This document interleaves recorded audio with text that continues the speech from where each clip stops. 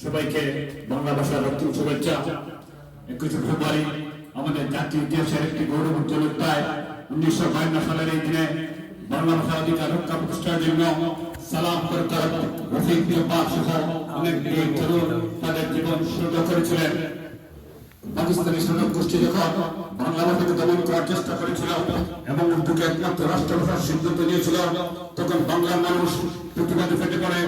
ঢাকা বিশ্ববিদ্যালয়ের প্রাঙ্গণ থেকে শুরু হয়ে আন্দোলন যা পরিণত হয় রক্ত সংগ্রামে। এই দিনটি শুধু ভাষার জন্য নয়, এটি ছিল আমাদের জাতীয় চেতনার প্রথম উত্থান। তাদের আত্মত্যাগের ফলে বাংলা ভাষা রাষ্ট্রভাষার মর্যাদা পায়।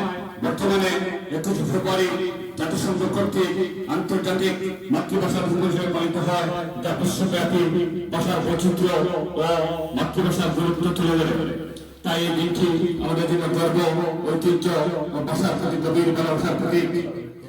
অবশ্যই আমি বলবো, আমাদের ভাষার প্রতি ভাষা দিবসের এই ভালোবাসা শুধু যেন আজকেই আটকে না থাকে। ধন্যবাদ সবাইকে। ধন্যবাদ সাহেব।